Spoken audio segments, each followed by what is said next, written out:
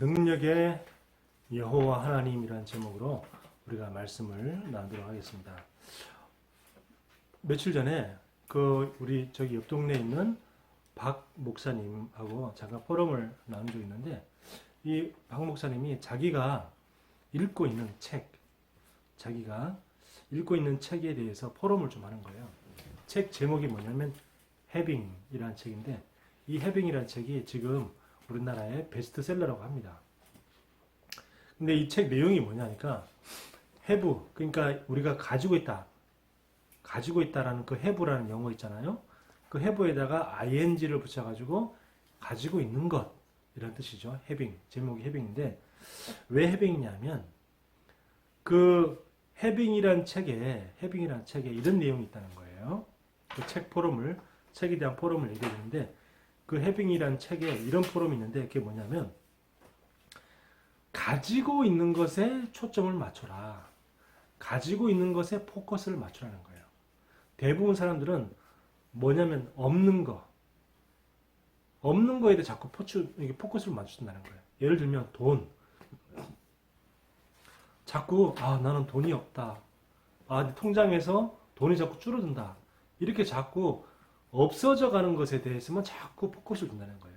근데 이 해빙이라는 책에서 말하는 이 작가는 뭐라고 얘기하냐면, 없는 거에 초점을 두지 말고 아직도 나는 남아있다. 아직도 나는 이 정도 쓸 돈이 남아있어서 감사하다. 아직도 나는 이 정도 헌금할 수 있는 돈이 있어서 참 감사하다. 이렇게 가지고 있는 것에 초점을 두고 그리고 감사하면서 돈을 쓰면 돈이 자꾸 생긴다는 거예요. 이게 완전 그 뉴에이지 메시지거든요.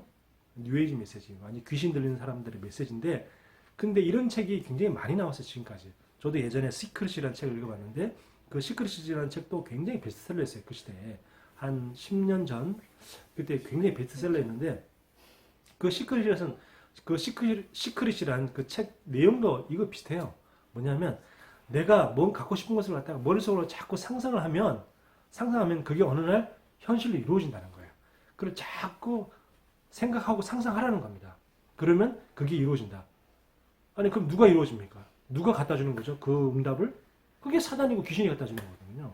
그러니까 그 완전 뉴에이지 메시지인데, 지금도 이런 뉴에이지 메시지만 책으로 쓰면 거의 베스트셀러예요. 그러니까 지금 해빙이라는 책도 베스트셀러라는 겁니다. 근데 저는 그 책을 읽으면, 그 책 포럼을 쭉 들으면서 무슨 생각을 했냐면, 그걸 복음적으로 한번 해석해 봤어요. 그렇다. 하나님은 우리가 구원받았다는 것은 모든 것을 이미 다 받았는데, 다 받았다는 것을 머릿속으로만 생각하지 실제로 우리가 삶 속에서는 그걸 못 누리고 있잖아요. 머릿속으로는 그래, 구원은 다 받은 거야, 이렇게 말하고 다른 사람한테도 그렇게 가르쳐주지만, 실제로 내가 삶 속에서 돈을 쓸 때는 돈이 지금밖에 없는데, 지금 통장에 지금 돈이 비어가고 있는데, 그래가지고 헌금을 제대로 못해. 돈도 쓰지도 못해. 남한테 밥도 사지도 못 사. 늘 얻어먹을 생각만 해. 이런다는 거예요. 내가 그런 생각을 들면서, 그렇지. 모든 걸 다 받았는데, 구원받았다는 것은 모든 걸 다 받았는데, 그러면 그냥 내가 아직도 내가 좋은 돈이 통장에 10만 원 남았는데 9만 원 줄어들고 8만 원 줄어들고 7만 원 줄고 그런다 하더라도, 내가 이 정도 가지고도 내가 헌금할 수 있는 게 감사하고, 내가 이거밖에 없어도 내가 다른 사람에게 밥 한 끼 살 수 있다는 것에 내가 감사하고, 그렇게 된다 보면 하나님은 어떻게 해요? 더 채워주시겠죠. 그렇죠? 그게 맞는 거잖아요. 그 해빙이라는 책을 보면, 근데 누가 내게 자꾸 응답을 갖다 준다, 그 내용은 없어요. 근데 그 사람은 뭐냐면, 그냥 자꾸 내가 가지고 있는 것에 자꾸 감사하면서 그걸 자꾸 쓰면은 자꾸 돈이 생긴다, 이렇게만 얘기하고 있어요. 근데 누가 그 돈을 갖다 주냐, 어떻게 돈을 갖다 주냐, 그 말은 없어요. 그러니까 우리가 이걸 복음적으로 보면, 진짜 내가 구원받았고 구원에 감사하고, 그리고 구원의 모든 것을 다 받은, 축복을 다 받은 거라 보면, 자꾸 없는 것에 자꾸 눌리고 돈 쓰는 것에 막 벌벌 떨고 그렇게 사는 것이 아니라, 내가 아직도 내가 조금이라도 내가 헌금할 수 있는 게 감사하다라고 이렇게 헌금하고, 내가 이렇게 다른 사람한테 쓰고, 그러면 하나님이, 그죠, 전도자를 위해, 다른 사람 쓴다는 게 아니고 그냥 막 쓴다는 게 아니라 전도자를 위해서. 그리고 제가 이렇게 목사님들하고 만나면 제가 주로 어떻게 밥도 사고 또 목사님들 만나면 제가 먼저 커피도 사고 하는 이유가 그래서 그렇습니다. 근데 내가 먼저 돈을 쓰고 내가 먼저 밥도 사고 내가 먼저 커피를 사고 해도 돈이 줄어들지 않아요. 네. 그냥 하나님이 이렇게 저렇게 하나님 어떻게 채워주시는 겁니다. 자, 그렇게 우리는 날마다 이 구원의 축복을 누리기를 예수 그리스도 이름으로 축원합니다. 자, 코로나19로 인해서 많은 사람들이 다 어려움을 당하고 있는데 특히 연령대별로 다 어려움을 당하고 있는데 특히 20대가 가장 어려움을 당하고 있는 것 같아요. 20대가 이 고등학교를 졸업하고 대학을 나와서 사회생활을 시작하는데 코로나 때문에 내가 직장도 잘 잡혀지지가 않아. 취업도 안 돼. 알바 자리도 끊겨. 막 이러다 보니까 자꾸 뭐냐면 이런 정신적인 어려움이 자꾸 오는 거예요. 특히 20대 때. 보니까 이게 계속 증가하는 겁니다. 계속 증가해요. 뭐가 제일 증가하냐면 지금 우울증이 제일 많이 증가하고 있어요. 그래서 그 2015년도에 20대 우울증 환자가 다른 연령대 말고 20대 우울증 환자가 52,281명이었대요. 20대 때. 그러니까 2015년 20대 환자가 그러니까 병원 그것도 이제 통계상으로 나온 그 정확하게 그 병원 다닌 걸 해서 통계 나온 숫자가 병원 안 다닌 사람까지 포함하면 더 많겠죠. 근데 병원 다닌 사람들만 해서 52,281명 2015년도에. 근데 작년에 2019년도에는 11만 8,166명. 그러니까 4년 만에 2.3배가 증가한 거예요. 2015년하고 2019년 4년 만에 2.3배가 증가한 겁니다. 이게 이제 2019년도에만 11만 8,166명이면 지금 코로나가 2019년은 코로나 발생 전이었잖아요. 그럼 코로나 발생 이후는 지금 더 늘었겠죠. 그리고 20대 다음에 제일 급격하게 늘어나는 연령층이 어디냐면 10대예요. 10대. 이게 굉장히 심각한 거죠. 자, 지금 2015년도에 19,857명인데 2019년도에 41,626명으로 4년 사이에 2.1배가 증가했어요. 2.1배가. 그러니까 자꾸 청소년 중에서 자꾸 자살률이 자꾸 높아지고 이런 이유가 그래서 그런 거예요. 그리고 이 우울증은 그렇다 치고 또 이 분노 조절 장애로 병원을 다니면서 치료를 받은 사람이 올 상반기에만 2020년도에 올 상반기에만 1,389명이었어요. 작년에는 2,249명. 그러니까 올 상반기만 해도 벌써 1,389명이었으니 작년에 2,249명의 전체 61.8%가 이미 벌써 넘은 거죠. 그러니까 이제 하반기까지 전체 다 합하면 작년보다 더 많은 사람 숫자가 어떻게 했다고요? 분노조절 장애로 치료를 받게 되는 거죠. 그래서 얼마 전에 뉴스 나왔잖아요. 어떤 여자가 너무 화가 난 나머지 분노를 조절 못해가지고 자기 차로 편의점을 들이받았잖아요. 편의점에 차 안에 차고 들어가 버렸잖아요. 그러니까 편의점 다 무너지고 막 그런 일이 벌어졌잖아요. 그러니까 그것도 뭐예요? 분노 조절 장애. 이런 정신 문제가 자꾸 증가한다는 겁니다. 세월이 흐를수록 세상이 지나갈수록 옛날보다 돈은 많아지고 옛날에는 뭐 전화기도 없었고 또 뭐 영상통화, 화상통화 그리고 지금 이렇게 온라인으로 예배 드리는 거 꿈도 꾸지 못했잖아요. 세상은 과학기술은 점점 발달하지만 정신문제는 점점 더 늘어나고 있어요. 생활이 풍요로울수록 정신문제가 늘어나고 있어요. 전 세계적으로요. 성인병, 우울증 이런 병들이 선진국에 많을까요? 후진국에 많을까요? 당연히 선진국이 많아요. 잘 사는 나라일수록 우울증, 성인병이 더 증가합니다. 잘 살고 풍요로우면 정신병이 없어야 되는데 정신병이 더 많아지고 그리고 또 노숙자도 더 많아져요. 미국이나 일본에는 노숙자들이 더 많아져요. 생활이 풍요로운데 그만큼 영적으로 더 심각하게 고통을 당하고 있다는 거죠. 영적 문제로. 그래서 이 문제는 병원 가면 많은 도움이 되겠지만 근본이 해결 안 된다고 합니다. 그렇기 때문에 원래 인간을 이걸 회복할 때, 원래 인간을 회복해야지만, 그 말은 뭡니까? 하나님이 함께 해야지만 인간은 행복한데, 하나님을 떠나서 모든 문제가 왔기 때문에 정신적인 문제, 우울증, 분노조절 장애, 조울증, 모든 문제가 어디서 시작됐습니까?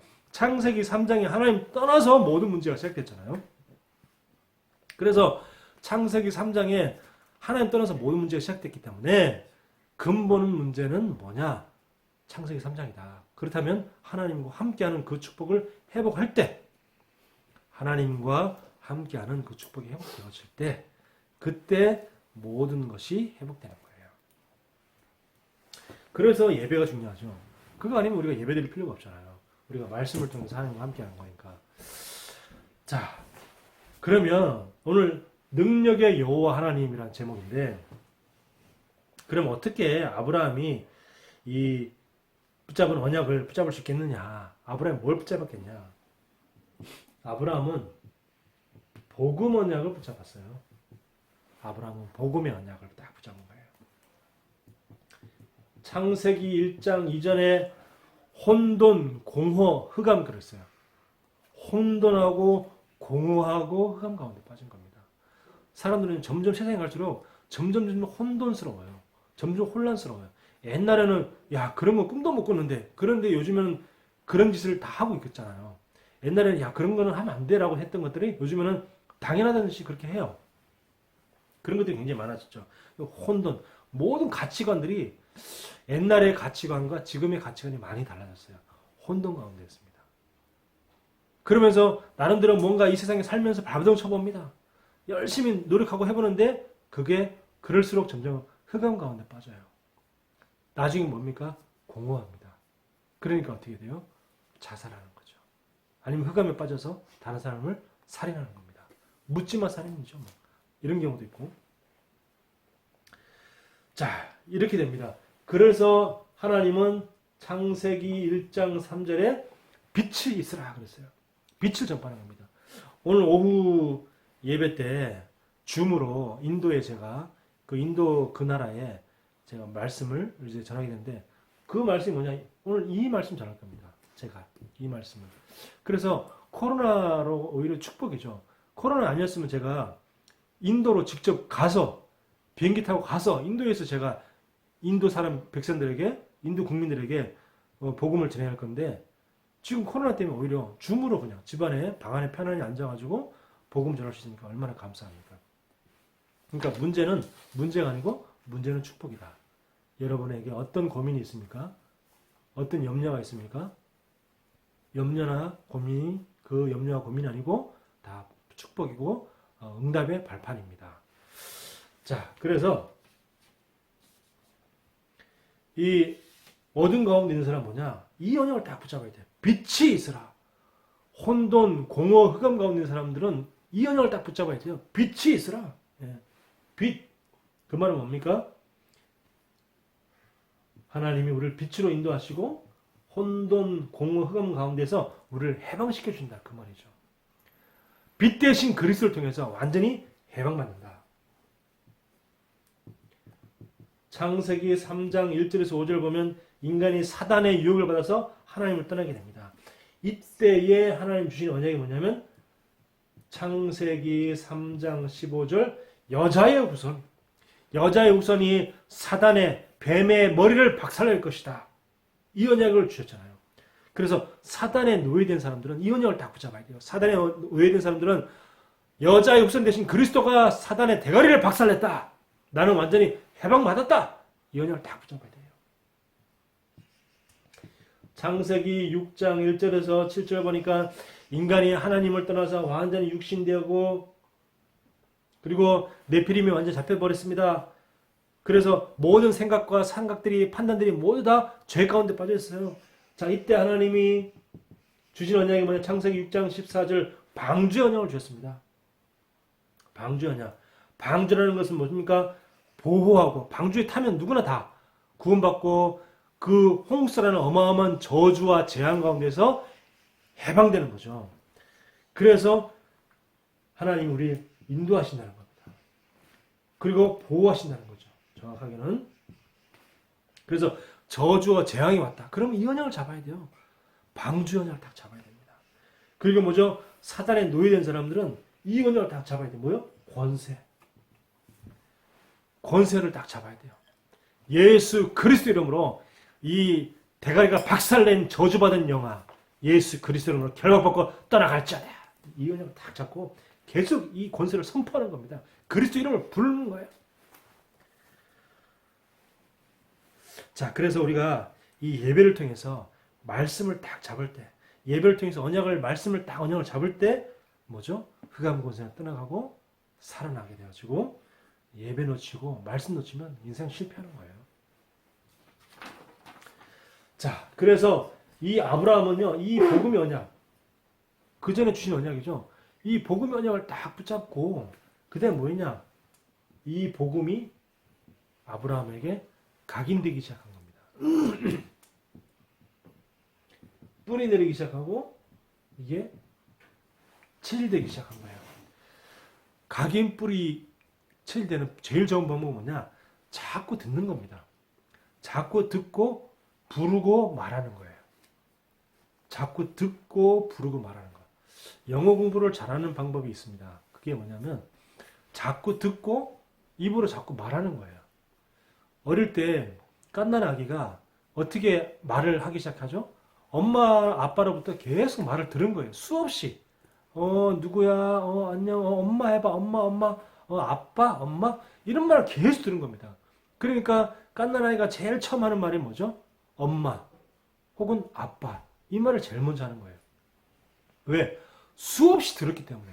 끊임없이 들었기 때문에. 그러다가 이제 그 자꾸 들은 말을 한마디 한마디 시작하게 되는 거죠. 늘어나게 되는 거죠. 개수가 점점 늘어납니다. 똑같은 원리죠. 모든 언어는 잘할 수 있는 방법은 뭐냐? 수없이 듣고 그걸 들은 걸 갖다가 자꾸 말해보고 따라하는 거죠. 그럼 뭐죠? 각인되어지고 뿌리 내리고 칠되는 겁니다. 자, 자꾸 듣고 말하면서 각인되어지고 그리고 뭐죠? 내가 자꾸 경험해보고 그리고 또 눈으로 보고 뿌리 내리는 거죠. 그리고 내가 자꾸 생각하고 남에게 내가 가르쳐 보는 거죠. 그럼 완전 칠되는 겁니다. 내가 듣기만 하면은 내 머릿속에 사실은 50%밖에 안 나와요. 근데 내가 들은 걸 갖다가 다른 사람한테 가르쳐 주잖아요.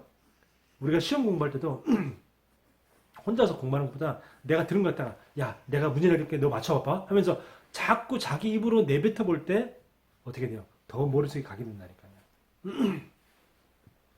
자, 그게 체질된 거죠. 내가 가르치면. 결국 인생은요, 각인된 대로 되어질 수밖에 없어요. 결국은 내가 나 혼자 있을 때는 뭐냐? 각인된 대로 행동하게 될 수밖에 없어요. 그게 각인이 무서운 겁니다. 자, 그래서 우리는 뭐죠? 언약을 각인시키는 거예요. 언약을 각인시키는 겁니다. 자, 창세기 17장 5절에 그러니까 아브라함이 이름이 아브라함으로 바뀌었죠. 지난주에 아브라함에서 아브라함으로 바뀌었어요. 높은 아버지에서 뭐죠? 열방의 모든 민족의 아버지라는 뜻으로 바뀐 겁니다. 그러니까 이름이 계속 바뀌면서 계속 부르고 듣고 말하고 할 거 아닙니까?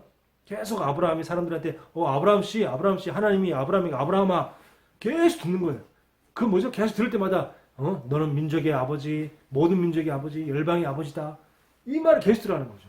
그래서 각인되는 겁니다. 그 사라도 그 원래 이름이 사라였다가 사라로 바뀌었잖아요. 사라는 공주였다가 사라, 열국의 어머니 이름을 바꿨잖아요. 너는 모든 민족의 어머니다. 너는 모든 민족 너를 통해서 복을 받을 것이다. 세계복음 언약이 그 속에 이름 속에 들어가 있는 거예요. 자, 이렇게 자꾸 듣고 부르고 말하고 이렇게 뭐죠? 언약이 각인되는 거예요. 이렇게 이름을 바꿔서. 자, 그럼 두 번째 뭐죠? 지난주에 얘기했죠. 할례 언약을 줬습니다. 할례 언약. 할례라는 것은 뭐죠? 자르다, 잘라내다 그런 뜻이란 말이에요. 자르다, 잘라내다. 그러니까 남자의 성기의 그 포피를 잘라내는 겁니다. 잘라내면서 뭐예요? 그 말은 뭡니까? 경험하는 거죠. 경험하고 이제 매일마다 일평생 동안 봐야 돼. 그 말은 뭡니까? 언약이 뿌리 되는 거예요. 언약이 뿌리 내는 겁니다. 계속 경험하고 그걸 듣고 경험하고 그걸 보고 각인되어주고 뿌리 내려주고. 그래서 사람이 무엇을 듣고 무엇을 보고 무엇을 경험했냐가 참 중요하죠. 그렇죠?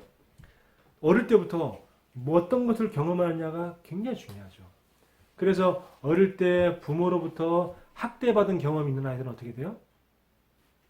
우울하고 나름대로 분노 조절 장애를 가지고 있는 확률이 굉장히 높죠. 학대받은 아이들이. 그리고 또 학대받은 아이들이 나중에 결혼해서 또 자기 자식을 또 학대할 확률이 굉장히 높죠. 왜? 경험한 게 그거니까. 지난주에도 얘기했지만 그 데니스 저니건이라는 그 사람이 어릴 때 남자로부터 성적 학대를 당했단 말이에요. 그러니까 그 남자아이가 어른으로부터 성적 학대를 당했는데 그때부터 이 아이가 성향이 여성이 좋아지기보다 남자가 좋아지기 시작하는 거예요. 그러니까 어릴 때 뭘 경험하냐가 굉장히 중요한 거 아닙니까? 어릴 때.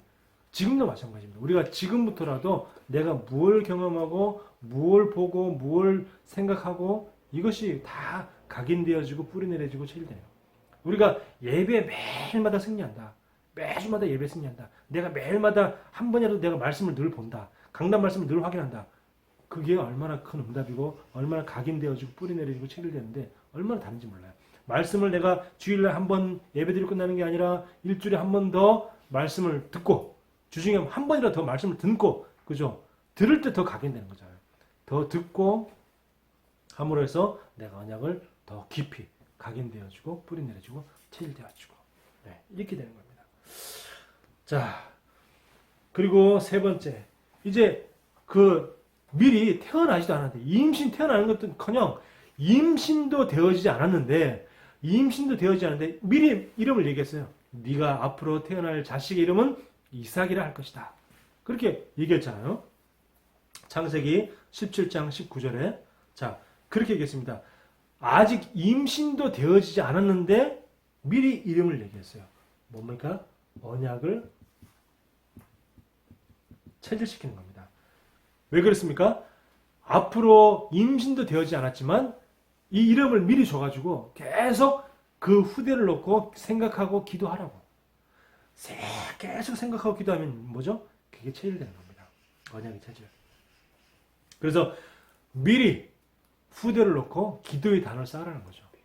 기도의 단을 미리 쌓아라. 미리 쌓아라. 기도하는 만큼 뭐가 체질되기 때문에. 기도하는 만큼 각인됩니다. 기도하는 만큼 뿌리 내려져요. 기도하는 만큼 체질됩니다. 이렇게 각인 뿌리 체질되어서 이제 완전히 하나님의 능력을 자 믿는 겁니다. 믿는 거예요. 그래서 제일 하나님 능력 믿을 때 중요한 게 뭐냐? 영안이 열리는 게 중요해요. 영안이 열리는 게 중요합니다. 창세기 18장 1절에서 3절 보면 오늘 읽었던 말씀이죠. 창세기 18장 1절에서 3절 보면 아브라함이 이 사람 셋이 딱 걸어오는데 그걸 보고 바로 하나님이고 천사라는 것을 알아챘어요. 그만큼 아브라함이 영안이 열린 거죠. 그래서 그렇잖아요. 2절에 보면 눈을 들어본 즉 사람 셋이 맞은편에 서 있는지라 그가 그들을 보자 곧 장막문에 달려나가 영접하며 몸을 땅에 굽혀 이르되 내 주여 내가 주께 은혜를 입어싸우면 원하건대 종을 떠나 지나가지 마시옵고 그랬잖아요. 그 말은 뭡니까? 영안이 열린 거예요. 하나님과 천사를 바라보는 영안. 하나님과 천사, 사탄과 천사를 아는 영적인 눈이 우리가 굉장히 중요합니다.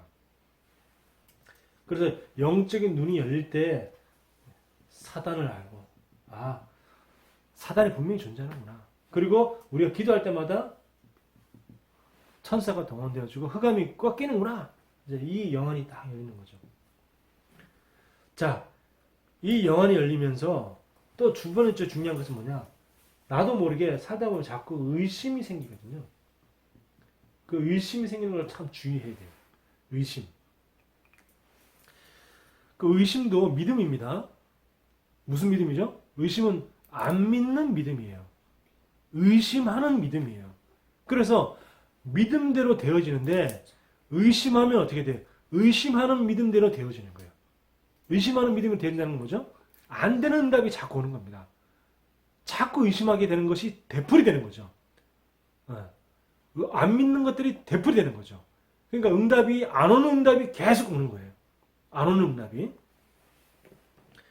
그래서 마태복음 9장 22절에 보면 내 믿음이 너를 구원하였다 그랬어요. 그 믿음대로 되는 거예요. 내가 구원받아야 되겠다고 믿으면 구원받는 거예요. 그래서 요한복음 1장 12절에도 영접하는 자 곧 그 이름을 믿는 자는 하나님의 자녀가 되는 권세가 주셨으니 그렇죠. 내가 네 믿음대로 구원받는다 그랬어요. 자, 마태복음 9장 29절에도 보니까 너희 믿음대로 되라 그랬어요. 믿음대로 되는 겁니다. 내가 의심하고 내가 안 믿으면 의심하는 믿음대로 되어져요. 안 믿은 믿음대로 되어져요. 과연 응답될까? 하나님이 응답해 주실까? 이러면요. 자꾸 의심하는 응답이 온다니까요. 마태복음 14장 31절에 보니까 믿음이 적은 자야 왜 의심하였느냐 그랬어요. 요 성경 구절은 마태복음 9장 22절, 9장 29절, 14장 31절은 나중에 예배 후에 꼭 찾아보시기 바랍니다. 자, 그래서 믿음이 적은 자야 왜 의심하였느냐 그랬어요. 제가 왜 이 말씀을 드리냐면 오늘 성경 말씀에 누가 의심했죠? 사라가. 아브라함의 아내 사라가 의심합니다. 11절부터 보면 그렇습니다. 아브라함과 사라는 나이가 많아 늙었고 사라에게는 여성의 생리가 끊어졌는지라. 이제 우리가 일반 상식적으로는 도저히 자녀를 낳을 수 없죠. 아니 생리가 끊어졌는지라 분명히 얘기했는데 어떻게 아이를 낳습니까? 일반 상식적으로 과학적으로는 절대 아이를 가질 수가 없는 겁니다. 12절에 사라가 속으로 웃고 이르되 내가 노쇠하였고 내 주인도 늙었으니 내게 무슨 즐거움이 있으리요? 무슨 즐거움? 이 즐거움이 뭐죠? 출산의 기쁨. 출산과 육아의 그 즐거움이 내게 있겠냐 이 말이에요. 아니 출산이 즐거운 겁니까? 출산이 기쁜 겁니까? 그렇죠. 여성으로서의 최고의 축복이잖아요. 세상에 어떤 남자도 출산할 수 없어요. 출산은 여자에게만 주어진 하나님이 여자에게만 주어진 최고의 축복이고 최고의 응답이고 최고의 기쁨인 거죠. 세상 어떤 것하고도 비교할 수 없는 최고의 축복이 뭐냐? 출산의 기쁨. 출산의 축복. 그렇죠? 이거를 그 불임 부부들이 얼마나 많은지 몰라요. 그것 때문에 계속 고통하는 불임 부부들이 얼마나 많은지 몰라요. 그러니까 막 계속 막 이렇게 인공으로 자꾸 임신해보려고 자꾸 하는데 뭐 배에다가 계속 주사를 맞고 계속 인공 임신하기 위해서 그 얼마나 고통스러운지 몰라요. 너무 힘들어요. 돈도 많이 들고 막 그런데 부부간에 그것 때문에 계속 싸움이 일어나고 계속 부부간에 다툼이 일어나고 나중에는 막 이제 또 입양도 해보긴 하는데 또 입양해보지만 그 아이를 정말 사랑하지 않으면 입양해도 문제가 생기거든요. 이번에 보세요. 아이 6개월? 10개월? 이 아이를 갖다가 그 어린아이를 갖다가 학대해서 사망에 이르게 된 것 보세요. 그러니까 진짜 이 출생안의 그 후대에 대한 그 양육이 얼마나 감사하고 양육한다는 것이 얼마나 힘들지만 얼마나 기쁜 것인지를 모르면 그 축복과 응답을 모르면 그죠? 아이가 나에게 짐만 되는 거죠. 이 아이가 나를 힘들게 한다 생각하는 거야. 깐나라기 보세요. 깐나라기 어릴 때 밤낮이 바뀝니다. 밤에 맨날 울어요. 밤에 울고 잠도 못 자게 만듭니다. 그러면 그 아이를 정말 사랑으로 보듬고 그랬니 이렇게 하고 안아주고 해야 될 건데 밤에 운다고 그 말도 못한 아이를 갖다가 때리거나 그래서 이 보세요. 아이가 지금 이번에 그 죽은 아이 보니까 두개골 골절에다가 팔에도 무슨 골절에다가 그거 간단하니까 뼈가 부러졌다는 게 말이 됩니까? 참 얼마나 그 고통스럽겠어요. 그 어린아이가. 말도 못하는 아이가. 자, 이렇게 의심이 자꾸 드는 거죠. 하나님 과연 내가 생리가 안 되는데 어떻게 말도 안 돼. 이게 자꾸 의심이 든단 말이에요. 의심을 주의해야 돼요. 그래서 믿음대로 됩니다. 세 번째 뭐죠? 진짜 하나님 능력을 믿을 때 뭘 믿으냐? 말씀을 믿는 믿음이 중요한 거예요. 말씀을 믿는 믿음. 그래서 14절에 그랬죠. 여호와께 능하지 못한 일이 있겠느냐? 그랬어요. 사라에게, 의심하는 사라에게 뭐라고 말씀했냐면 여호와께 능하지 못한 일이 있겠느냐? 능하지 못한 일이 있겠느냐? 기한이 이를 때에 내가 내게로 돌아오리니 사라에게 아들이 있으리라. 다시 한번 확인시켜 줍니다. 진짜 우리가 하나님의 능력을 믿는다. 그 말은 뭘 믿는다는 말이냐면 말씀을 믿는다는 거예요. 너에게 아들이 있을 것이다. 그러면 그 아들이 있을 것이라는 그 말씀을 믿는 거예요. 그 말씀을 딱 믿는 겁니다.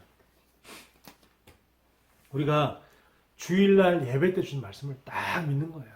하나님이 이번 주일날 이 말씀을 응답하고 성취하실 것이다. 딱 믿는 겁니다. 자, 그래서 진짜 하나님의 능력을 체험하는 저와 여러분 되기를 예수 그리스도 이름으로 축원합니다. 자, 그러면 이제 마지막 결론으로 우리가 기도를 통해서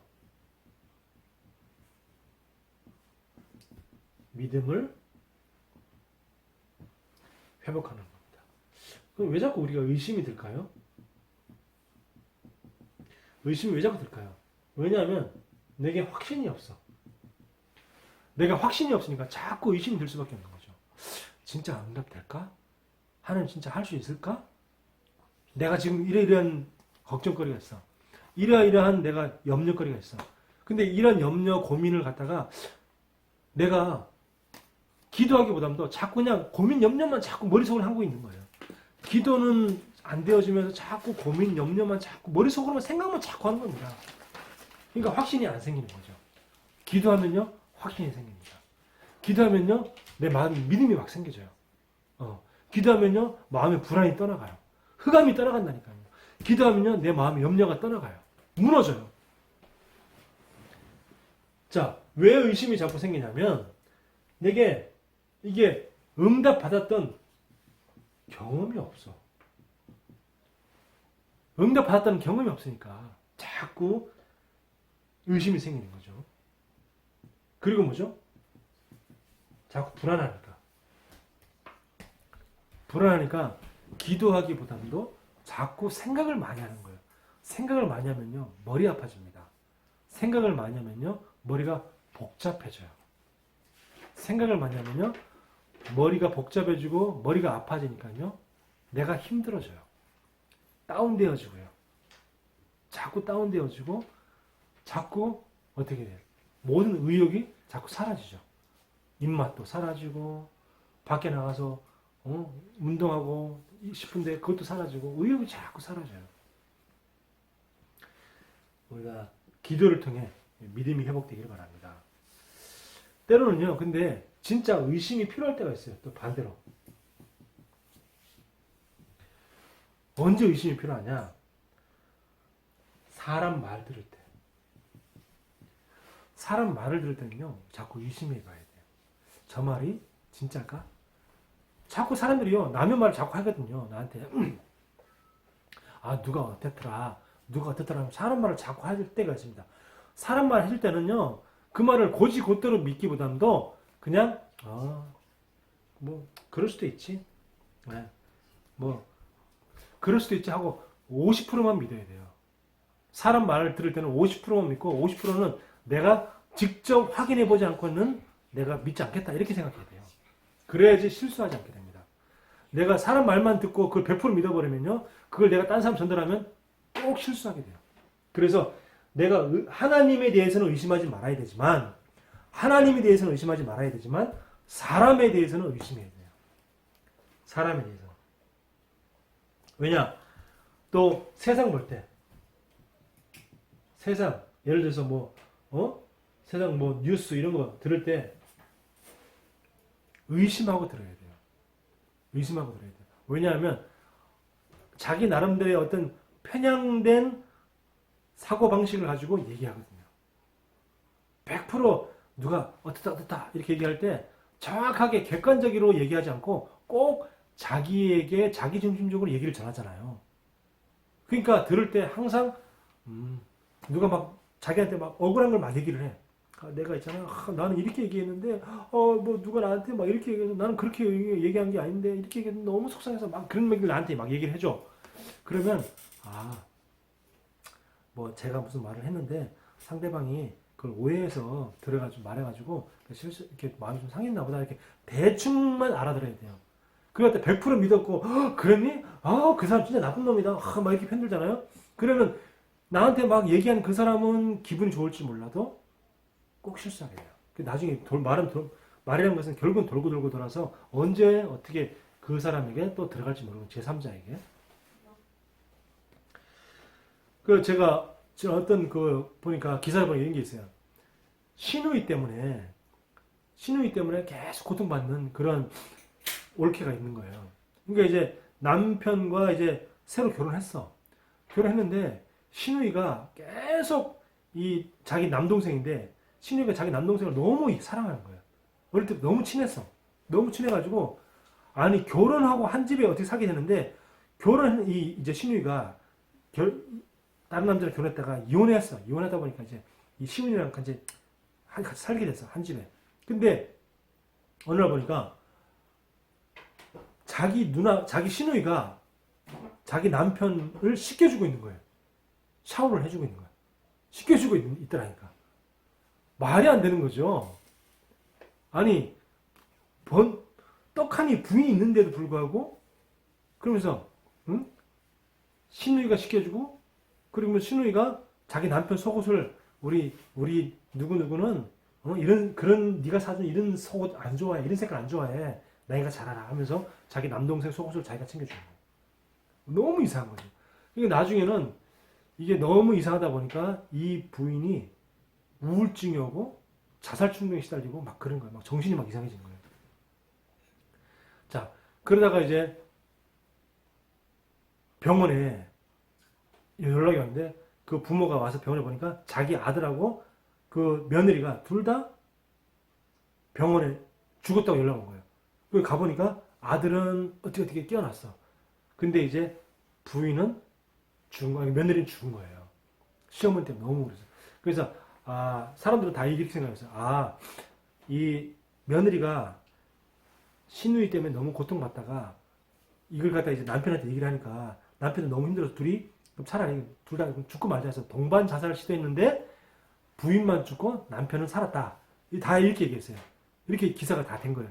근데 사실 나중에 알고 보니까 뭔지 알아요? 나중에 알고 보니까 이 남편이 둘이 자꾸 시어머니가 시누이 때문에 자꾸 둘이 싸우다 보니까 나중에 다투다가 어떻게 하다 보니까 다투다가 어떻게 밀었는데 그 부인이 자기 아내가 어떤 이렇게 돌에 못수리에 맞춰가지고 죽어버린 거예요. 일부러 죽이는 게 아니고 어떻게 그냥 밀었는데 싸우다가 그냥 너무 화가 나니까 밀었는데 그게 어디 돌 모서리에 맞아서 죽어버린 거예요. 그 자기 이제 살인자가 돼버린 거죠. 남편이 살인자가 돼버렸는데 머리를 어떻게 썼냐면 그렇다 알았다.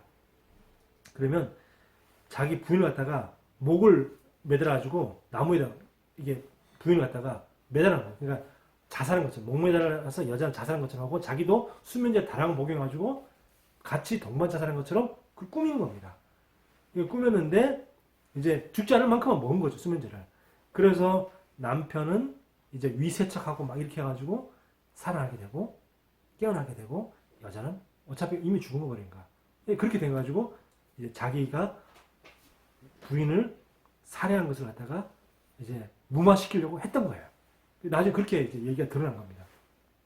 사건이. 그러니까요, 우리가 그냥 뉴스를 보고 세상을 볼 때 그냥 그것만 보면 어떻게 돼? 그게 100% 다가 아니에요. 항상 그 뒤에 숨겨진 진실이 있고 그 뒤에는 뭐예요? 영적 사실이 있는 거예요. 하나님 떠나서 사단이 잡혀가지고 사람을 죽일 수밖에 없는 사단의 노예된 영적 사실입니다. 자, 그래서 자, 항상 그 사람 말 들을 때는 뉴스 볼 때는요, 그 100%가 아니라고 생각해야 돼요. 뉴스 볼 때, 막 뉴스 나오잖아요? 그러면 뭐 정치에 대한 얘기도 하면은 그 정치에 대한 얘기를 하면 그게 100% 안에 그 뒤에 숨겨진 사실이 항상 있다는 걸 항상 염두에 두고 들어야 돼요. 안 그러면 꼭 실수하게 된다는 거예요. 100% 왜 진보하고 왜 보수가 맨날 싸우는지 아세요? 기사를 100% 믿으니까. 100% 믿으니까 진보 쪽에서는 보수 쪽이 완전 나쁜 놈이야. 보수 쪽에 진보 쪽이 완전 나쁜 놈이야. 그럼 맨날 싸우는 거예요. 항상 그 뒤에 숨겨진 사실이 있다는 걸 알아야 돼요. 숨겨진 사실. 이런 적도 있다니까요. 한참 선거할 때는 보수 쪽에서 진보 이렇게 들어가서 진보 쪽에서 이렇게 보수를 갖다가 테러하는. 그러니까 자기가 자기를 테러했는데 진보 쪽이 테러를 했다고 이렇게 얘기를 해가지고 퍼뜨려가지고 진보를 나쁜 놈으로 만들고, 아니면 반대쪽으로 진보에서 보수 쪽에 들어가서 그래서 보수에서 진보를 테러한 것처럼 이렇게 자기가 자기 스스로 사건 꾸미는 거예요. 이런 사건도 있다니까요. 그러니까 그걸 사건만 보고 진보가 보수를 테러시켰다. 아니면 보수가 진보를 테러시켰다. 알 수 없는 거예요. 그래서 항상 세상 얘기는요. 사람들 얘기하고 세상 얘기는 늘 의심해야 돼요. 항상 50%만 믿어야 돼요. 꼭 이렇게 생각이 짧은 사람들 100%다 믿거든요. 100%다 믿으니까 문제가 생기는 거예요. 항상 50%만 믿어요. 그래, 대충 그런 일이 있었나 보다 라고만 생각해야 돼요. 그래서 세상은 50%만 믿고 하나님의 말씀은 100% 믿어라. 말씀은 100% 믿어라. 그리고 뭐죠? 이 내 기준. 그리고 다 버려놔야 돼요. 그리고 이 세상 수준. 결국 내 기준이라는 것이 세상 수준이잖아요. 그리고 뭐죠? 내 육신의 표준이잖아요. 돈, 물질이 표준이잖아요. 육신, 물질, 이게 표준이잖아요. 그래서 내 기준 다 내려놓고 세상 수준 다 내려놓고 그리고 육신의 표준 다 내려놓고 다 내려놓고 말씀 붙잡고 기도 속으로 들어가라.